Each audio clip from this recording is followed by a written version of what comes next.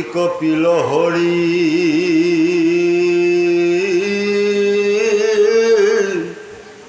শুনাম হাসতি একবিধ মাত্ৰ পুনু নিৰ্গুণ ভকতি জ্ঞান কৰ্মে তীৰ্থে ব্ৰতে নকৰিয়া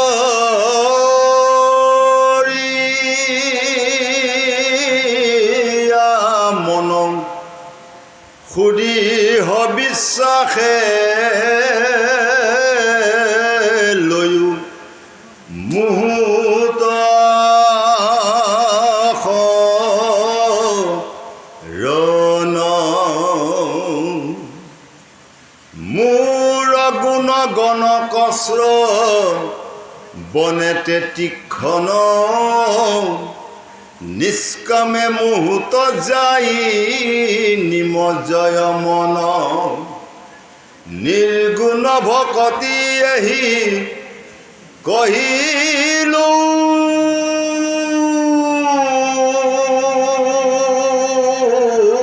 বুজাই মই সমেইটো ভক্তি এৰাও এৰি নাই যেন গংগা জল সমুদ্ৰত পৰে যাই নিৰ্গুণ ভকতি এহি কহিলো বুজাই মোৰ ভক্ত হব পুনু নিষ্কাম হোৱা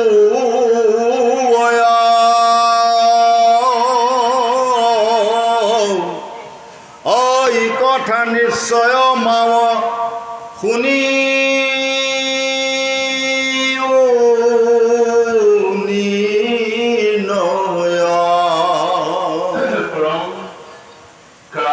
উপবিষ্ট হৈ থকা মোৰ প্ৰাণ শ্ৰদ্ধাৰ সন্মানীয় গুৰুসকল সন্মানীয় মাতৃসকল জয় জয়তে আপোনালোকৰ শ্ৰীচৰণত কোটি কোটি ক্ষমা নিবেদন জনাইছোঁ আৰু সন্মানীয় সেৱকী গৃহলৈ তেওঁলোকৰ পিতৃ স্বৰ্গগামী বছৰেকীয়া তিথিৰ উপলক্ষে যি আজি মহাভাগৱত পাঠৰ আয়োজন কৰিলে এই মহাভাগৱতৰ পাঠৰ জৰিয়তে তেওঁলোকলৈ আমি ভক্তিভৰা ফলাব পৰা আগবঢ়াইছোঁ যে অনুৰ ভৱিষ্যতেও মনোসংগীতাত কৈছে পিতৃ পিতামহবিলাকে যেতিয়া কান্দি থাকে গৃহত যেতিয়া মানে পুত্ৰই ভক্তসকলৰ আদি পিতৃ অৰ্থে যেতিয়া মানে ভাগৱত সেৱা হয় তেতিয়া সেই ওপৰত থকা পিতৃসকলে কৈছিল তৰিলো বিস্তৰ তৰিলো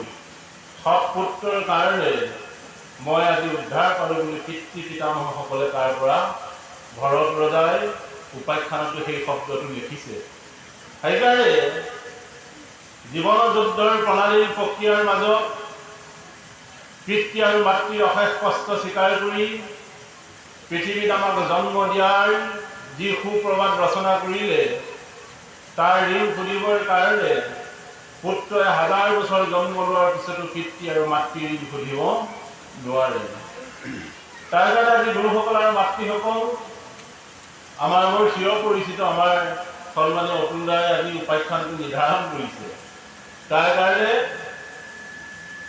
যে ভাগৱতৰ গীতা ভাগৱতৰ ভক্তি যুগ দ্বাদশ অধ্যায়টোত ভক্তি যুগ নিহিত ব্যৱস্থাৰে লিখিছে আৰু ভাগৱতৰ তৃতীয় স্কন্ধত ভক্তি যুগ সুন্দৰ ব্যৱস্থাৰে লিখিছে এই দুইখন ভাগৱততে ভক্তি এটা এটা অধ্যায় আছে তাৰ পৰা ক'তো আপুনি ভক্তি যুগ বিচাৰি নাপায় সেইকাৰণে কপিল প্ৰভে মাতৃ দেৱহতী ভক্তিৰ জ্ঞান তত্ত্ব দিয়াৰ নিমিত্তে যি মাতৃৰ জৰিয়তে পাৰ্থিৱ জগতৰ সাধুগুৰু আৰু বৈষ্ণৱ সমন্বিতে পাৰ হ'বৰ নিমিত্তে যি মহা এই ব্যৱস্থাৰ মাজত পাৰ হ'বৰ নিমিত্তে যিখিনি ৰচনা কৰিলে মাতৃক কোৱাৰ সেই মহাভক্তি তত্ত্বৰ ৰোমন্থন শক্তিৰ জৰিয়তে পাৰ্থিৱ জগতৰ মানুহবিলাকেও কেতিয়াবা ভক্তিৰ পোছাক পৰিধান কৰি ভগৱন্ত প্ৰভুৰ লগত বিলীন হৈ যোৱাৰ ব্যৱস্থা দেখিছে তাৰ কাৰণে ভগৱানে কপিলে মাতৃ দেৱহতীক কৈছে একবিধ মাত্ৰ পূৰ্ণ নিৰ্গুণ ভক্তি জ্ঞান কৰ্মে তীৰ্থগতে নকৰি মন সুদৃঢ় বিশ্বাসে লৈ মুহূৰ্ত খৰম। এটা হৈছে দৃঢ় আৰু এটা হৈছে সুদৃঢ়। যে লাইনত যিজনে শ্বৰ্ট খাই থয়, শ্বৰ্ট খাই থোৱা মানুহজনে দ্বিতীয়জনক খালী হাতেৰে কেতিয়াও লাৰিব নিদিয়ে। এই শ্বৰ্ট খাই থোৱাজন সুদৃঢ় হৈ আছে আৰু যিজনে খালী হাতেৰে লাৰিব যায় তেওঁ সুদৃঢ় নহয়। সেইকাৰণে ভগৱন্ত প্ৰভুক পাবৰ নিমিত্তে ভগৱন্ত প্ৰভুৰ পূজা আৰু সেৱা কৰিবলৈ যাওঁতে, সেৱা শব্দৰ অৰ্থ হৈছে পৰিচৰ্যা কৰা, যে ভগৱন্ত প্ৰভুক পৰিচৰ্যা কৰিবলৈ যাওঁতে তেওঁ ইয়াত কি কৰিছে যে জ্ঞান কৰ্ম তীৰ্থ নকৰিও মন। যে তীৰ্থলৈ গ'লে মানুহৰ যি ভক্তিৰ বিকশিত হয়, কৰ্ম কৰিলে মানুহ যেনেকৈ এটা কৰ্মৰ পৰা তেওঁ নিপুণ ব্যৱস্থাৰে আগবাঢ়ি যাব পাৰে, এটা হৈছে থিয়ৰিকেল আৰু এটা হৈছে প্ৰেক্টিকেল। প্ৰেক্টিকেল সকলে জীৱনত আগুৱাই যাব পাৰে, থিয়ৰিকেল সকল কেতিয়াবা ক'ৰবাত স্তব্ধ হৈ যায়।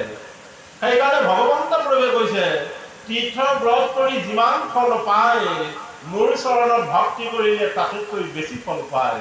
সেইকাৰণে হে মাতৃ যে তীৰ্থলৈ যোৱাত মই অসুবিধা দিয়াই নাই, কৰ্ম কৰাটো মই তোমাক অসুবিধা দিয়া নাই, কিন্তু মই এটা কথা উপলব্ধি বুজাইছো যে জ্ঞান কৰ্ম তীৰ্থ ব্ৰত স্বীকাৰ কৰি যিমান ফল পায় তাতোতকৈ বেছি ফল লাভ হয় মোৰ চৰণত ভক্তি কৰিলে। সেইকাৰণে ভক্তি শব্দৰ অৰ্থ কি? ভজ ধাতুৰ কৃণপত্ৰই লগ লাগে ভক্তি। কৃণপত্ৰই কৈছে ভাল পোৱা, পাৰিলে সমস্তকে ভাল পাবলৈ শিকিবা, সেইটোৱে হৈছে ভক্তি।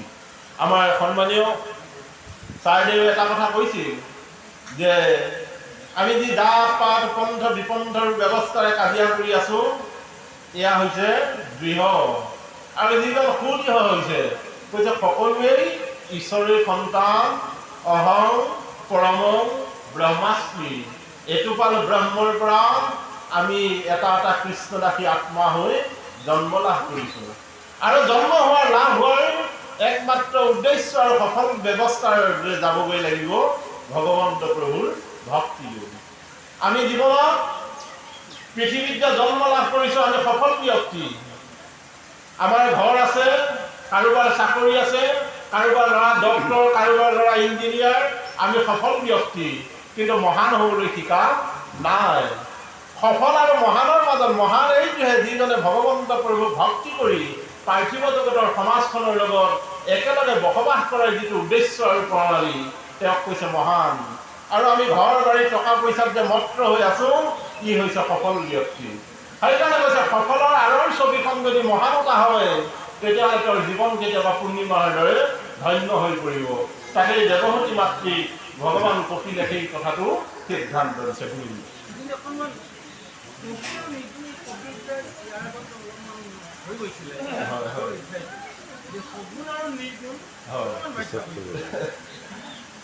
সেইকাৰণে গুৰুসকল গীতাত ভগৱন্ত প্ৰভুৱে সপ্তম অধ্যায়ত কৈছে মই নিৰ্গুণ, মোৰ নামো নিৰ্গুণ, মই নিৰল, মোৰ নামো নিৰল। যে য'ত হুলস্থুল নাই মই তাতেই আছো, য'ত বল প্ৰয়োগ নহয় মই তাতেই আছো। এই একেটা কথাকেই দশম স্কন্ধত ভগৱন্ত প্ৰভুৱে বৰ্জৰ গোপীসকলক কৈছিল নাহি শিকি টকা হানি কৃষ্ণ সেৱা, শৰীৰত নাহি চব নালাগে ভাগৰ। যে মোৰ নাম ল'বলৈ যাৰ শৰীৰৰ বল ক্ষয় নহয়। আমাৰ আজি শৰীৰৰ বল ক্ষয় হৈছে, আমি গুণময়। কিন্তু আমাৰ ছাৰে বৰ সুন্দৰ কথা এটা কৈছিল, আমাৰ এই যে বাহিৰ সাতটা, এই সাতটা বাহিৰৰ মাজেৰে নাসিকাৰী যিসকলে নাম ল'ব জানে, মুখে গালে কষ্ট হয়। নাসিকাৰী নাম লোৱাটো হৈছে নিৰ্গুণ আৰু মুখেৰে গোৱাটো হৈছে গুণ। সেইকাৰণে মুখেৰে নাম চিঞৰি বাখৰি গাই লোৱাৰ পিছত তাক যদি নিৰ্গুণ ধাৰেৰে আকৌ প্ৰণায়াম কৰা যায়, ইয়াতে ওলাবগৈ প্ৰাণায়ামৰ যোগেৰে যদি নাম হৈ নিৰৱধি, যদি বল ক্ষয় নোহোৱাকৈ নাসিকাৰে নাম লোৱা হৈছে তেতিয়াহ'লে সেইটো নিৰ্গুণ। আৰু আমি যে আজি বহি আছো এই হৈছে গুণ। কিন্তু এই বহি থাকোঁতে গুণ এইকাৰণে প্ৰয়োজন যে গুণ নহ'লে নিৰ্গুণলৈ যাব নোৱাৰে। সেইকাৰণে গুণৰ মাজত সত্য কথা আলোচনা কৰি মই যেন এদিন অন্বেষণৰ পূজাৰী হ'ব পাৰোঁ, তাৰ সিদ্ধান্তত উপনীত হ'ব লাগিব। তাকে কৈছে নিৰ্গুণ লাভ কৰিব পৰা যায়। আমি এতিয়া নিগুণ সেইকাৰণে হ'ব নোৱাৰো, নামঘৰত যেতিয়া ফেন এখন দান দিওঁ সি বাপেকৰ নামটো লিখি দিয়ে। নামঘৰৰ গেটখনত বাপেকৰ নাম লেখা হৈ আছে, নহয় নে বাৰু? অসমত কিমান মানুহ আছে এনেকে লিখা। এই লিখি পেলাই দিয়াসকল হৈছে গুণও হয়, আৰু নিলিখি দিয়াজন হৈছে নিৰ্গুণ গোবিন্দ। যেন গংগা জল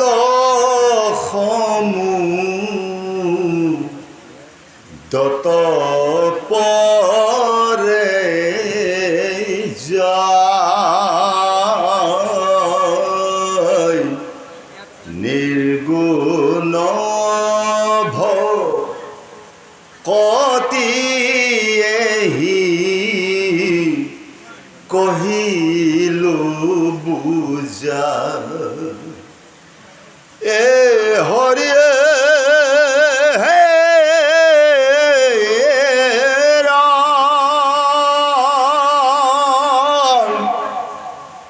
মোৰ ভক্ত হব পুনু নিষ্কাম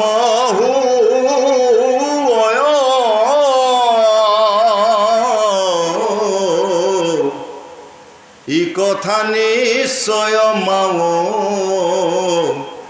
শুনিও নিৰ্ণয়। চূড়ান্ত সিদ্ধান্ত ইউনিভাৰ্চেলটো চিৰন্তন সত্য ভগৱন্ত প্ৰভুৱে কৈ আছে যে মোৰ ভক্তজন নিৰ্গুণ হয়, যেন গংগা জল সমুদ্ৰত পৰে যায়। আমাৰ ব্ৰহ্মপুত্ৰ নদীখন বংগোপসাগৰত কৈছে, কিন্তু সাগৰে ব্ৰহ্মপুত্ৰৰ পানী নলওঁ বুলি কোৱা নাই। যে মোৰ ভক্তজনে যদি একান্ত মনেৰে ভক্তি কৰে, মই তাৰ চৰণত মই ঋণ সুধিবৰ কাৰণে চিন্তা কৰি আছো।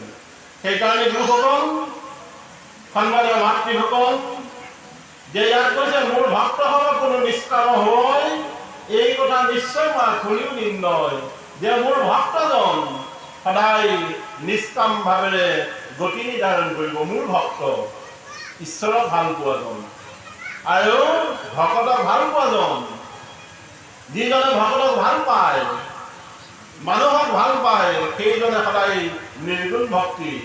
আৰু যিজন মানুহক ভাল নাপায়, কাৰোবাৰ বাটৰ আগৰ পদূলিখিনি ইমান বোকা, তেওঁ জানে মই কোনখন আমি পানীখন কাটি দিলে হাজাৰজন মানুহ পাৰ হৈ যাব পাৰিব, কিন্তু সেইটো কাম তেওঁ নকৰে। সেইকাৰণেই তেওঁ মহান হ'ব পৰা নাই। কাৰোবাৰ পদূলিমুখটো যদি কোনোবাই বোকাখন গুচুৱাই দিছে, আবেলি তাৰ বাটেৰে কিমান ভকতৰ গৈছে, কৈছে সেইজন মোৰ ভক্ত। আনৰ দুৰ্দশাগ্ৰস্তৰ সময়ত তেওঁ কি হয় নিজে অনুধাৱন কৰিব পাৰে, তাক কৈছে প্ৰেমিক। আৰু সেইজনক কৈছে দৈৱ প্ৰেমিক। প্ৰেমৰো চাৰিটা ধাৰা, প্ৰেম, দৈৱ, নীতি আৰু ৰোমন্থন। এই ব্যৱস্থাৰে যদি ভগৱন্ত প্ৰভুৰ ওচৰলৈ যোৱাৰ ব্যৱস্থা কৰা যায়, তেতিয়াহ'লে দেখিব আকাশৰ চন্দ্ৰক মেঘে ঢাকি ৰাখিব পৰা নাই। মেঘ হ'ল আমাৰ জীৱনৰ ঘাট আৰু প্ৰতিঘাত। ঘাট প্ৰতিঘাতৰ সময়ত যিজনে সুখৰ দিনত মোক বিচাৰে, দুখৰ দিনতো যিজনে মোক বিচাৰে, সেইজন মোৰ ভক্ত।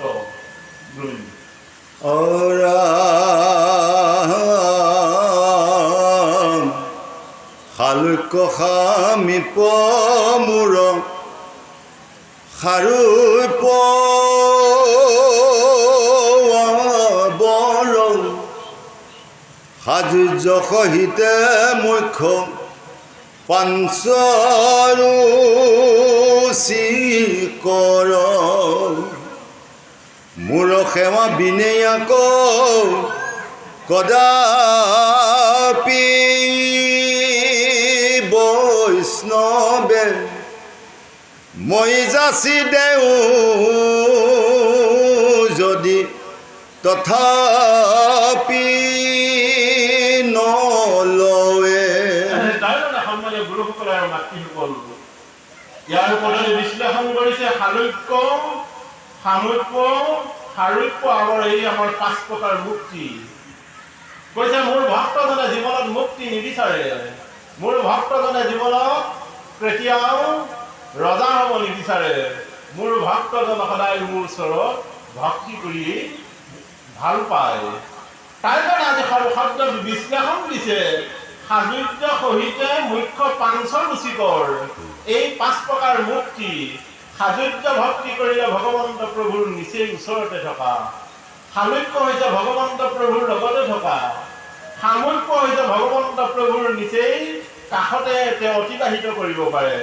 এটা হৈছে নিৰ্বাণ, শাস্তি বা নিৰ্বাণ, যে তেওঁ মোক ভক্তি কৰিলে মোৰ ইয়াত লীন হৈ যায়, তেওঁ পৃথিৱীত আৰু জন্ম লাভ কৰিব নালাগে।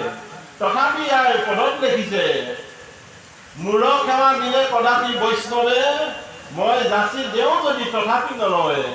মই যদি 5 প্ৰকাৰ মুক্তি তাক যাচি দিওঁ, মই ভাল পোৱা বৈষ্ণৱজনে 5 প্ৰকাৰ মুক্তি নিবিচাৰে, কেৱল মোৰ চৰণত ভক্তি কৰাৰ ব্যৱস্থা বিচাৰে। সেইকাৰণে মাতৃসকল আৰু গুৰুসকল, জীৱনত আমি কি কৰিছো? একোৱেই কৰিব পৰা নাই। আমি কি জানো? কেইটামান কথা জানো মাত্ৰ, তাৰ ওপৰত আৰু বেছি আমি নাজানো। মহাপুৰুষ মাধৱদেৱে কৈছিল, মই মোহমতী নাজানো তোমাক ভক্তি কৰিবৰ কাৰণে। কাকতি ঘোষাত লিখিছে নহয়, যিজন মহাপুৰুষ তেওঁ শাক্ত ধৰ্মৰ পণ্ডিত, বৈষ্ণৱ ধৰ্মৰ পণ্ডিত, তেওঁ ভগৱন্ত প্ৰভুৰ চৰণত কৈছে, হে প্ৰভু, মই একো নাজানো, আপুনি আৰু মই কেইটামান কথা জনাৰ পিছত আমি গাঁৱত মটমটীয়া হৈ ঘূৰি ফুৰিব লগা এটা ব্যৱস্থা আছে।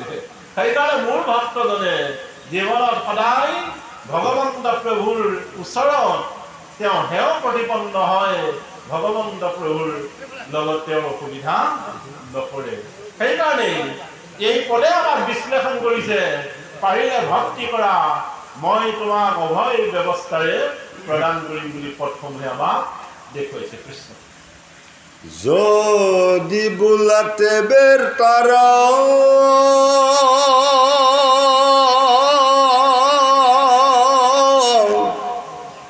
ভোজে কি কৰণ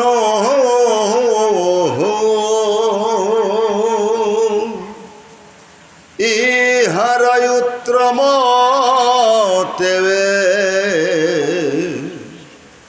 শুনায়ে মন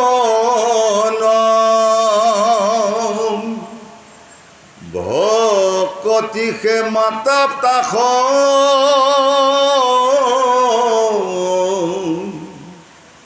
বাৰ মহাফল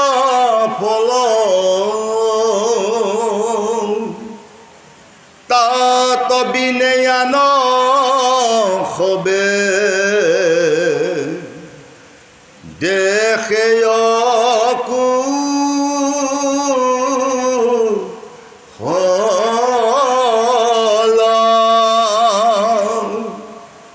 জুনু বোলা ব্ৰহ্মপ্ৰাপ্তি ফল কৰি কয়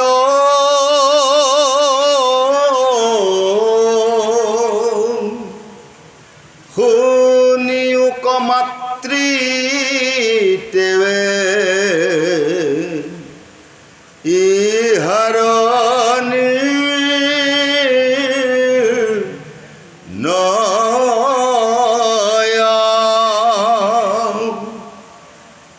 ভক্তি পুনু মোহকতিৰ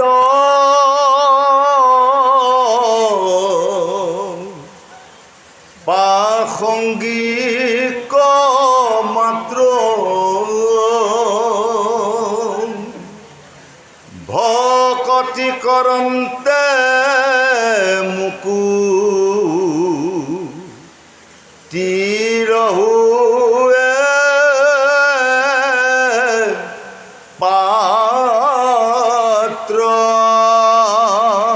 তাৰ কাৰণে সন্মানীয় গুৰুসকল আৰু মাতৃসকল, ইয়াৰ পদত কৈছে ভক্তি কোনো পুৰুষৰ প্ৰাসংগিক মাত্ৰ, যে ভক্তিৰ কথা আলোচনা কৰিলে জীৱন কি হয়, ধন্য হৈ পৰে। তাৰ কাৰণে পদত বিশ্লেষণ কৰিছে যে জুনু বোলা ব্ৰহ্মপ্ৰাপ্তি ফল কৰি কয়। ব্ৰহ্ম শব্দটো কি বাৰু? ব্ৰহ্ম শব্দৰ অৰ্থ হৈছে শিৱ, ব্ৰহ্ম শব্দৰ অৰ্থ হৈছে চেতন, ব্ৰহ্ম শব্দৰ অৰ্থ হৈছে ঈশ্বৰ। যে ভগৱন্ত প্ৰভু যিজনে আৰাধনা কৰে, এই আৰাধনা কৰাৰ ব্যক্তিজনৰ জীৱনৰ যি প্ৰাসংগিকতা, যে তেওঁৰ জীৱনত যি কৰ্ম কৰা যায়, এই কৰ্মৰ ফল তেওঁ দ্বিধাগ্ৰস্তভাৱে কোনো অসুবিধা নোহোৱাকৈ ভগৱন্ত প্ৰভুৱে তেওঁক পাৰ কৰিব। সেইকাৰণে আমাৰ জীৱনত কদম্ব ঋষি ঔৰসত দেৱহতীৰ গৰ্ভত ভগৱন্ত প্ৰভুৰ জন্ম হৈ গ'ল। কিন্তু আমাৰবিলাকৰ গৰ্ভত আমি এটা ভাল ডাঙৰ মানুহৰ ঢেৰ জন্ম হৈছে, ভাল মানুহৰ জন্ম কম। সেইকাৰণে আমি পাৰিলে ডাঙৰ মানুহ জন্ম দিয়াৰ প্ৰতিযোগিতাটো শেষ কৰি এটা যদি ভাল মানুহৰ জন্ম দিব পাৰোঁ, তেতিয়াহ'লে এদিন মোৰ সমাজখন সংস্কাৰমুখীৰে অগ্ৰত হৈ পৰিব। সেইকাৰণে এই নামঘৰতো এই কৈছোঁ, আমাৰ নতুবা গাঁৱৰ পৰা আমাৰ পৰখাগুৰিলৈকে এটা DC জন্ম দিব পৰা মাতৃ এগৰাকী আজিলৈকে হোৱা নাই। এটা ভাল মেজিষ্ট্ৰেট জন্ম দিব পৰা এগৰাকী মাতৃ নাই নতুবা গাঁৱৰ পৰা আমাৰ তালৈ। এটা ভাল SP জন্ম দিব পৰা আমাৰ এগৰাকী মাতৃ আজিলৈকে জন্ম হোৱা নাই। সেইকাৰণে ভাগৱতৰ জৰিয়তে আমি কেতিয়াবা আলোচনা কৰোঁ যে যিটো জাতিৰ ৰাজপত্ৰী বিষয়া নাই, এই জাতিটো বাৰু কেতিয়াবা অগ্ৰজ জাতিলৈ ৰূপান্তৰ হ'ব পাৰিবনে? নোৱাৰে। আপুনি মৰিগাঁও কোৰ্টলৈ গৈ দেখিব অফিচাৰবিলাক এটা মানে নাক মানুহৰ অফিচাৰ বিচাৰি নাপায়। গুৱাহাটী সচিবালয়ত যদি কেতিয়াবা সোমাইছে, এটা নাক মানুহৰ অফিচাৰ পাবলৈ তাত নাই। তাৰ কাৰণে মোৰ আজি জাতি সত্তাৰ কাৰণে মই কৈছোঁ যে যিটো জাতিৰ ৰাজপত্ৰী বিষয়া নাই, সেই জাতিটো বাৰু কেতিয়াবা উচ্চ স্তৰলৈ যাব পাৰিবনে? ৰজাৰ আগত কেতিয়াবা ভাল কথা কোনোবাই ক'ব পাৰিব বোলে? নোৱাৰে। তাৰ কাৰণে আজি নিজৰ পুত্ৰই মাতৃ দেৱহতীক কৈছে যে শুনা মাতৃ, নিজৰ 5 বছৰ ল'ৰাটোৰ পৰা ঈশ্বৰ তত্ত্বৰ কথা শুনিবৰ কাৰণে অগ্ৰসৰ হৈছোঁ। সেইকাৰণে মানে কদম্ব ঋষিয়ে দেৱহতীক কৈছিল, হে দেৱহতী, তুমি ৰজাৰ ঘৰৰ ছোৱালী, ৰজাৰ ঘৰৰ আহাৰ পাতিবিলাক বৰ উগ্ৰ। সেইকাৰণে ৰজাৰ ঘৰৰ আহাৰ পাতি খাই আহি মোৰ লগত সৃষ্টি ৰাজ্য আৰম্ভ কৰিব বিচাৰিলেও মই তোমাক সৃষ্টি ৰাজ্যত প্ৰৱেশ কৰা মানে বাধা প্ৰদান কৰিছোঁ। সেইকাৰণে পাৰিলে দেৱহতী তুমি 10,000 বছৰ তপস্যা কৰা। 10,000 বছৰ তপস্যাৰ অন্তত তোমাৰ যেতিয়া শৰীৰৰ 10টা ইন্দ্ৰিয় কৃষ্ণ ভক্তিৰে অষ্ট অঞ্জলি শক্তিৰে গ্ৰাস হ'ব, তেতিয়াহে তুমি মোৰ ওচৰলৈ আহিবা। মোৰ ব্ৰাহ্মণৰ ব্ৰহ্ম শক্তি ইমান মানে শক্তিকাৰ, তোমাৰ গৰ্ভত মোৰ ব্ৰহ্ম শক্তি কেতিয়াও ৰক্ষা নাপাব। সেইকাৰণে দেৱহতী মাতৃয়ে 10,000 বছৰ তপস্যা কৰি কদম্ব ঋষিক জন্ম দিলে। আমাৰ কি হৈছে বাৰু? আমাৰ পঞ্চামৃত খাবলৈ মাতিলেও মাছ মাংসই ডকচি শিশুটোক খুৱাবগৈ। গৰ্ভত থকা শিশুটো আগে পায়সখিনি খুৱাইলে, তাৰপিছত মাছে মাংসই খুৱাব। তেতিয়াহ'লে সেইটো ল'ৰা ডাঙৰ মানুহে হ'ব পাৰে, ভাল মানুহ কেতিয়াও হ'ব নোৱাৰে। সেইকাৰণতে পাৰিলে আজি আমাক এই পদত কৈছে যে এনে প্ৰকাৰে যদি ভক্তি ৰাজ্যত প্ৰৱেশ কৰিবলৈ বিচাৰিছা, তেতিয়াহ'লে জীৱনত দুখ আহিব। পাৰিলে শতগুণী হোৱা, শতগুণী হ'লে নিৰ্গুণ ভক্তিৰ আশ্ৰয় গ্ৰহণ কৰিলে জীৱন এদিন আমাৰ ধন্য হৈ পৰিব বুলি পদে আমাক বিস্তাৰিতভাৱে বৰ্ণনা কৰিছে। ভকতিৰ আগে মাও মুখ্য কোন হয়,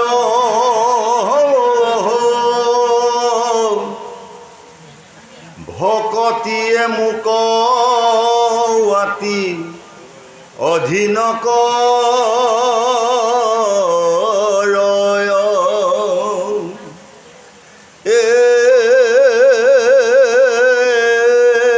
ৰাম আবে এহি ভকতিৰ শুনি সাধন,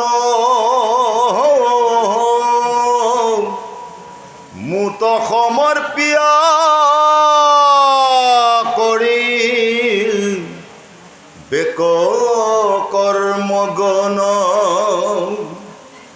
ভকত প্ৰতিমা মূৰ দুই অধিষ্ঠান দুইকো পূজা দৰ্শনে কৰিবে ইয়াতি মানৱ সমস্তে ভূততে মোক দেখিবে মনে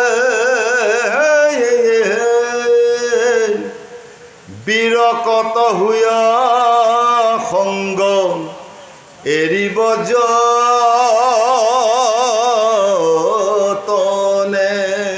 তাৰমানে গুৰুসকল আৰু মাতৃসকলে ইয়াত লিখিছে ভক্তিৰ কোনেও সাধন এটা হৈছে খাদ্য আৰু এটা হৈছে সাধনা। যিসকলে সাধনা কৰে তেওঁৰ জীৱন ধন্য হৈ পৰে, আৰু যি সাধনা কৰিব নাজানে তেওঁ পৰীক্ষাত কেতিয়াবা ফেইল হৈ যায়।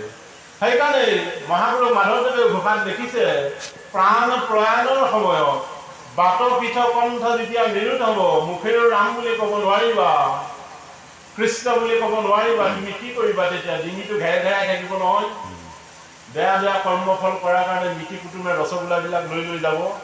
ভালৰ সময়ততো খবৰ ল'বলৈ সময় নাই, মৰণৰ সময়তহে কালাকান ৰসগোল্লাবিলাক লৈ যায়, তেতিয়া খাবও নোৱাৰিবা বাৰু, কৃষ্ণ বুলিও ক'ব নোৱাৰিবা, তেতিয়া কৰিবা কি? কৈছে স্মৰণ কৰিবা, অৰ্থাৎ সাধনা যে হৃদয়ত। সেইকাৰণে চৈতন্য মহাপ্ৰভুৱে কৈছে বহিৰংগে কৰা যদি নামৰ সংকীৰ্তন তেতিয়াও নাপায় জানা বৰ্জয় নন্দন।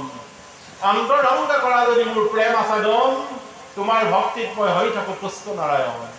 অন্তৰংগত যদি মোৰ নাম লৈ থৈছা তেতিয়াহ'লে স্মৰণ হ'ব যে নাম আৰাধন জৈসুহীন প্ৰাপ বুদ্ধি, যে নাম ল'লেই জীৱনৰ সমস্ত পাপ বুদ্ধি ক্ষয় হৈ যায়। তাৰ কাৰণে ইয়াত আজি ভগৱন্ত প্ৰভুৱে কৈছে ভকত প্ৰতিমা মোৰ দুই অধিষ্ঠান, তাৰ পূজা দৰ্শনে হৈব একমান। যে ভকত দেখাৰ লগে লগে পাৰিলে নমস্কাৰ কৰিবা। কৈছে ভকত যেনে ময়ো তেনে। সেইকাৰণে গুৰুসকল আৰু মাতৃসকল যে এইজন মানুহক ভাল পাইছো মই মাত খাই দিলো, সিজন মানুহক বেয়া পাইছো এতিয়া নেমাতো বুলি মানে মনতে কেতিয়াবা গৈ থাকে নহয় মানুহৰ। তাই কাৰণে আপোনালোকক হাতযোৰ কৰিহে কৈছো, পাৰিলে এই ভাৱটো ত্যাগ কৰিব। ইয়াৰ পদত কৈছে ভকত মোৰ প্ৰতিমা দুই অধিষ্ঠান, মণিকূটৰ ভিতৰত যে মই বহি আছো, যি কলেবৰ লৈ মোক পূজা সেৱা কৰি আছা, এই একেই কলেবৰ শক্তি মোৰ ভক্তজনৰ গাত আছে। য'তেই ভকত দেখা ততেই মই বুলি বিশ্বাস কৰিবা। যদি বিশ্বাস কৰা, তেওঁক যদি পূজা কৰা, দৰ্শনে কৰিব আতিমান। এটা হৈছে দৰ্শন, মানুহৰ মূল্যবোধ, মানুহৰ ৰুচিবোধ, এই গুণসম্পন্ন ব্যৱস্থাৰে ভগৱন্ত প্ৰভুৰ পূজা সেৱা হয়। সেইকাৰণে ভকতক কেতিয়াও তিৰস্কাৰ নকৰিব। ভকত দেখিলেই পাৰিলে সদায় নম্ৰতকৈও নম্ৰ হ'বৰ কাৰণে চেষ্টা কৰাৰ ব্যৱস্থা কপিল প্ৰভু মাতৃ দেৱহতীৰ জৰিয়তে আমাৰ সমাজলৈ দেখুৱাইছে। তাকে পুৰাণত কৈছে যে যাৰ মুখে শুনি একবাৰ কৃষ্ণৰ নাম, সেইজন বৈষ্ণৱ তাৰ পৰা সন্মান, শাস্ত্ৰ যুক্তি নাহি জানে দৃঢ় শ্ৰদ্ধাৱান, উত্তম কনিষ্ঠ সেইজন মহাভাগ্যৱান। তেওঁ শাস্ত্ৰৰ কথা ক'ব নাজানে, একোৱেই ক'ব নাজানে, কিন্তু মানুহক দেখিলে তেওঁ কৃষ্ণ বুলি ক'ব জানে। কৈছে তেওঁৰ গতি নিৰ্ধাৰণ হৈ যাব। সেইকাৰণে ঈশ্বৰচন্দ্ৰ বিদ্যাসাগৰে এটা লিখিছে যে মানুহ শব্দ অৰ্থটোৱে হৈছে চেতনা বা সাধনা। সেইকাৰণে পাৰিলে মানুহ আমি প্ৰত্যেকেই চৈতন্য শক্তিৰে গাঠিত হোৱা এক এক বস্তু বা পাদ্য আমাৰ শক্তি।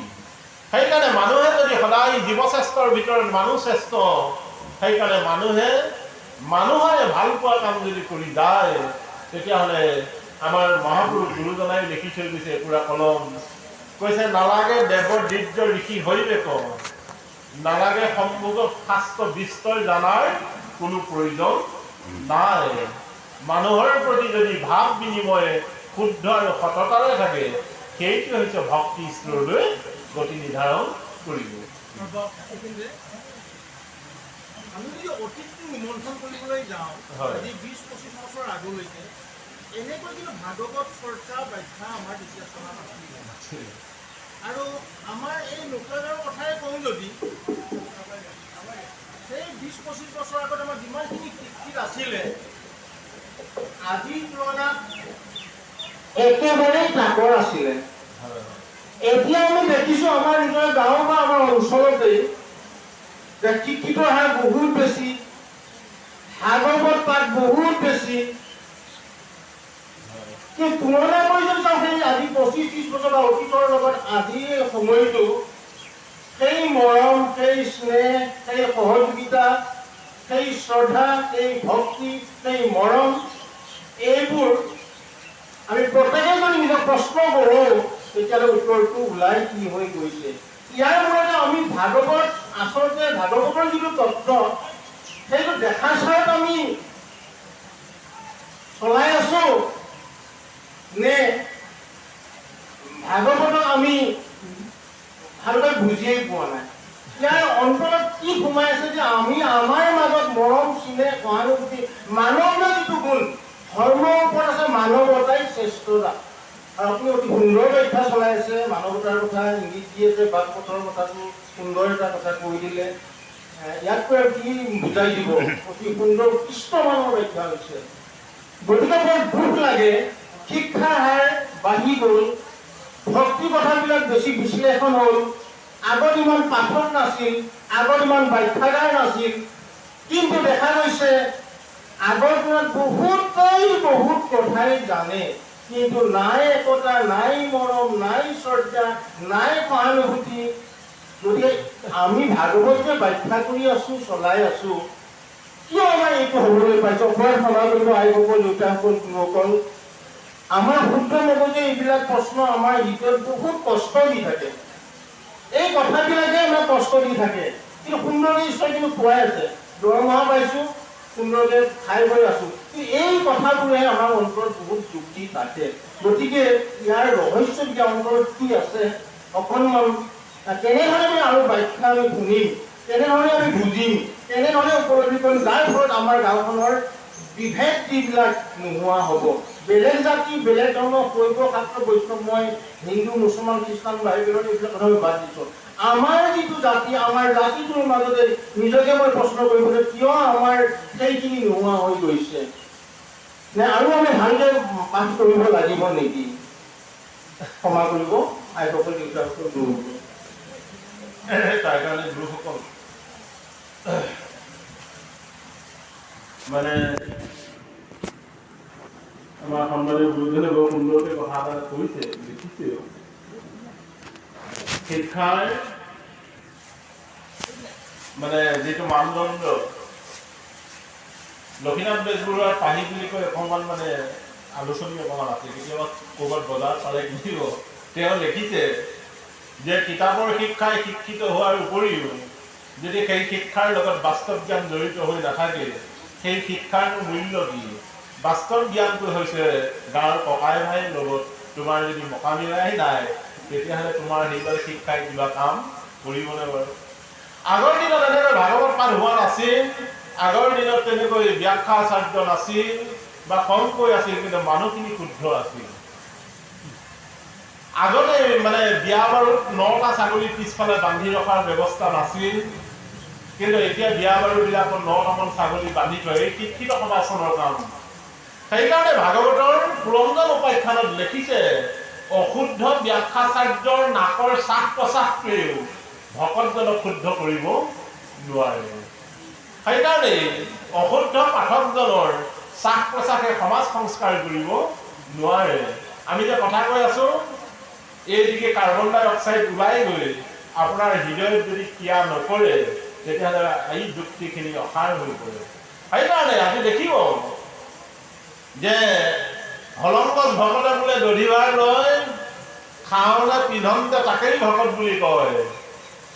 এনেকুৱা এটা হৈছে, ইমান ধুনীয়া নাম দিয়ে, ইমান ধুনীয়া ভাগৱতৰ ব্যাখ্যা কৰে। তেওঁ গৈ জলপান কেইটামান খোৱা হ'লে সন্তানটো বাচিলহেঁতেন, কিন্তু তেওঁ ৰিচিপ্টনত গৈ বিয়াৰ দিনা ছাগলী মাংস সোমোৱাই দিছিল। এতিয়া তেওঁৰ নাম দিলে কাম হ'বনে নহ'ব? সেইকাৰণে আগৰ মানুহখিনি বৰ সুন্দৰ আছিল, আৰু এতিয়া মানুহখিনি হৈছে অকণমান অসুবিধা হৈ পৰিল। সেইকাৰণে আজি আমি এই 24 বছৰ অতিক্ৰম কৰিলোঁ, কিন্তু সমাজ সংস্কাৰ কৰিব নোৱাৰিলোঁ। সেই এটা দুখে আমাক সদায় প্ৰান্তে মানে ক'লেও কথা নামানে। আমাৰ সন্মানীয় ছাৰদেউ কৈছিল নহয় যে বিজ্ঞান আৰু প্ৰযুক্তিবিদ্যা বিজ্ঞান বহুত আগুৱাই গ'ল। পৃথিৱীৰ এনে এজন বিজ্ঞানী নাই আকাশৰ তৰাকেইটা গণনা কৰি দিব পৰা একো যন্ত্ৰ আজিলৈকে নাই। সেইকাৰণতেই আমাৰ জীৱনৰ প্ৰথমভূমিটো যে ভাল ব্যৱস্থাৰে যদি আগুৱাই নাযাওঁ তেতিয়াহ'লে কেতিয়াবা নিজৰ মোৰ সংসাৰখনতেই মোৰ ভাৰ্যা ল'ৰা ছোৱালীকেই মই কি হ'ম উজতি খাব লগা কৰিম। সেইকাৰণে কৈছে আহাৰ শুদ্ধই ছত্ৰ শুদ্ধ, ছত্ৰ শুদ্ধ হ'লে ধোৱা স্মৃতি পবিত্ৰ হয়, ধূপ স্মৃতি পবিত্ৰ হ'লে দেহৰ বিপ্লৱ গ্ৰন্থিনাং শুদ্ধ হয়। যদি আহাৰ শুদ্ধ হয় তেতিয়া দেহ শুদ্ধ হ'ব, দেহ শুদ্ধ হ'লে দেহৰ নামবিলাক শুদ্ধ হৈ পৰিব, দেহৰ নামবিলাক যেতিয়া শুদ্ধ হৈ যায় মন মগজু শুদ্ধ হৈ পৰিব। আমাৰ এতিয়া আহাৰৰ গণ্ডগোল। আগৰ মানুহখিনি আহাৰৰ শুদ্ধতা আছিল, আজিৰ মানুহখিনি আহাৰৰ শুদ্ধতা নাই। তাই কাৰণে আপোনালোকক হাত জোৰ কৰি কৈছোঁ, পাৰিলে তামসিক আৰু ৰাজসিক আহাৰ বৰ্জন কৰি যদি শতগুণী আহাৰ খাব পাৰে তেতিয়াহ'লে জীৱন আমাৰ ধন্য হৈ পৰিব। সেইকাৰণে আমাৰ ঘৰত যিকেইটা ল'ৰা ছোৱালী জন্ম দিছোঁ সেইকেইটা পাৰিলে সম্পদ বনাব। যদি সম্পদ বনায় তেতিয়াহ'লে জীৱনত অমূল্য ৰত্ন ভাণ্ডাৰৰ সুখ গ্ৰহণ কৰিব পৰা যাব। তাৰ কাৰণে কোনে পাইছে আজি অমূল্য ৰত্ন ভাণ্ডাৰ, যাক মূল্য দিলেও কিনিব নোৱাৰে। কপিল মুনি মাতৃ দেৱহূতিয়ে অমূল্য ৰত্ন সম্ভাৰ পাইছে। যেতিয়ালৈকে পৃথিৱী থাকিব, যেতিয়ালৈকে চন্দ্ৰ সূৰ্য থাকিব তেতিয়ালৈকে কপিল প্ৰভু উপাখ্যানটো জগতত পূজ্য হৈ থাকিব। কিন্তু আপুনি আৰু মই মৃত্যু হোৱাৰ পিছত গাঁৱৰ 10জন মানুহ শ্মশানলৈ যাব নে নাযাব তাৰ আমাৰ কৰ্মৰ আৰু প্ৰণালী। কোনোবা মৰিছে 1000জন গৈছে, কিন্তু আমি মৰিলে কেইজন যাব? মই মৰাৰ পিছত মোৰ মানুহগৰাকীয়ে দুদিনহে মানুহক দেখুৱাই কান্দিব, কিন্তু বছৰেকীয়া তিথিটো কেতিয়াবা পাহৰি যাব পাৰে। সেইকাৰণে পাৰিলে সজ কৰ্মৰে জীৱনৰ সজ গাঁথনি বাগানখনত সোমালে এদিন সুগন্ধিযুক্ত ফুল হৈ পৰিব পৰা যাব। সেইকাৰণেই আজি ভাগৱতত কৈছে, হে মা সমস্ত ত্যাগ কৰি কেৱল নিৰ্গুণ ভক্তি কৰা, সকলো ভূততে তুমি মই আছো বুলি জ্ঞান কৰা, তেতিয়াই তোমাৰ জীৱনলৈ অমংগল দূৰ হৈ সুমংগল সুন্দৰকৈ প্ৰকাশ কৰিব।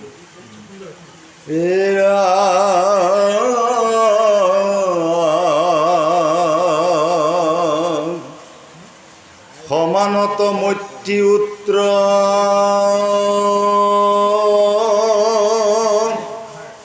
মত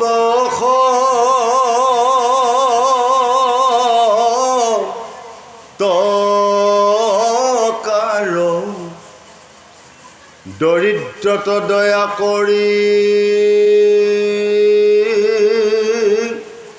বেকবাৰ বাহাৰ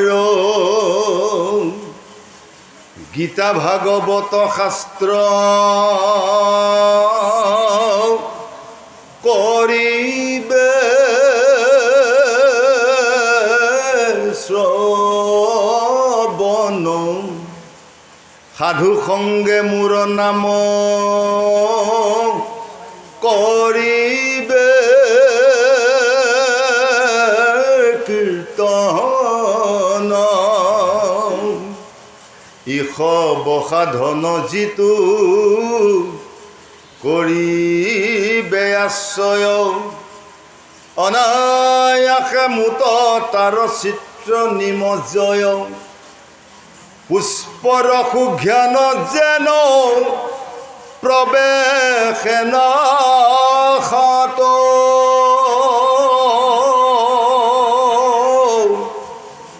এমতে যোগীৰ চিত্ৰ প্ৰৱেশে